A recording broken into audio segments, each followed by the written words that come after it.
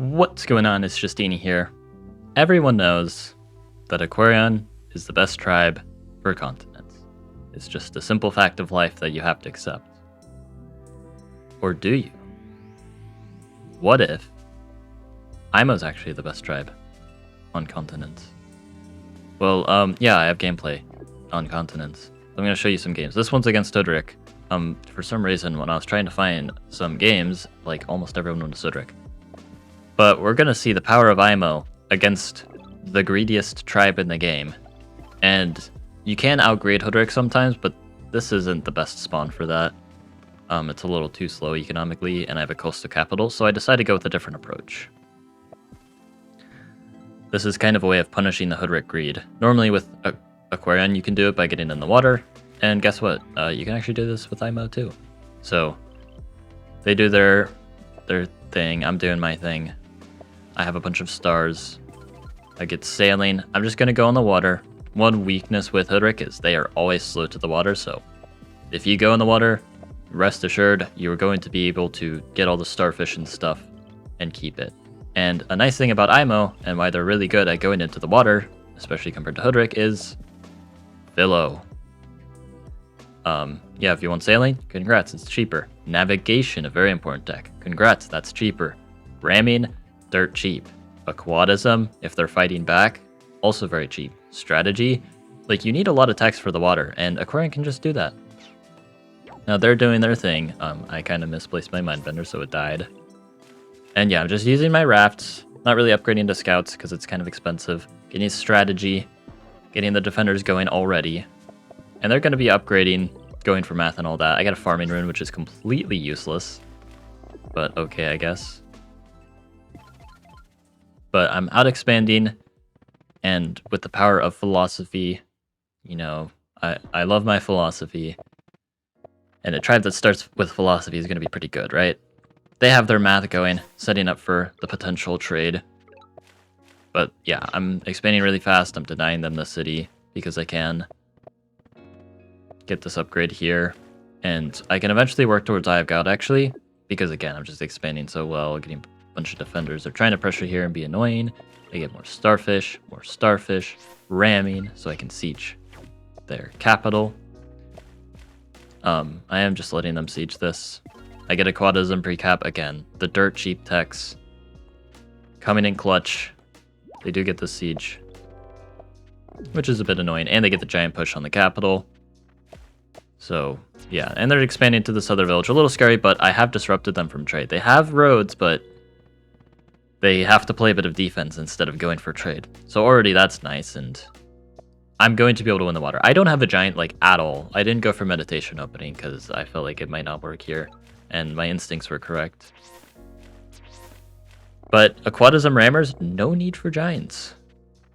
And eventually I will get a giant because lighthouses and stuff.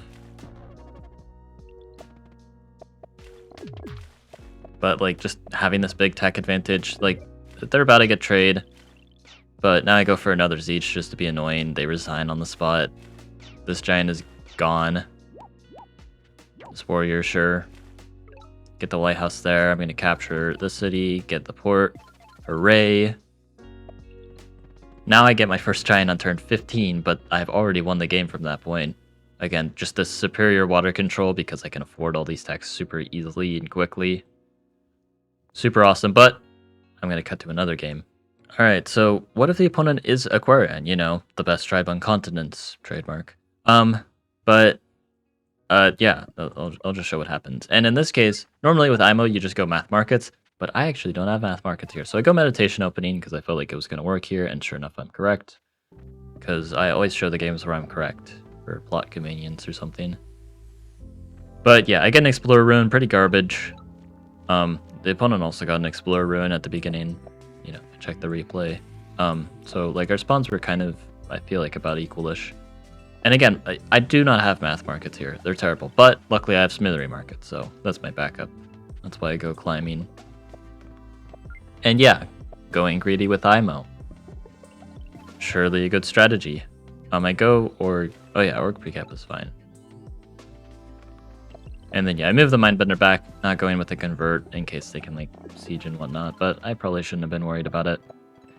But yeah, just gonna go greedy. Planning out my markets. I actually have some pretty good smithery markets. Go for forestry. I can chop my market spots, and again, because my techs are so cheap, it's completely worth it. Forestry is a great tech for IMO, because you can chop, which makes the tech even cheaper than it already is. Go for the nice border growth, setting up my markets, and getting the lighthouse. And so yeah, the plan is to go greed, and I have Philo. I go for the wall here, you know, just to play it safe. I can afford to do that. They grab starfish, which is a little concerning, but I'm fine. I go for the bridge play. This is a nice thing about this spawn. There's a few bridge spots. If there aren't bridge spots, it's still fine. You still want to play generally greedy like this if you can. This is kind of the way to go against IMO. You can also play like this against Sudrick, but you don't always have that opportunity. Like the game that I showed before, I couldn't play greedy. Like if you can play greedy, do it. If you can't, then you'll have to, you know, take advantage of Philo in other ways.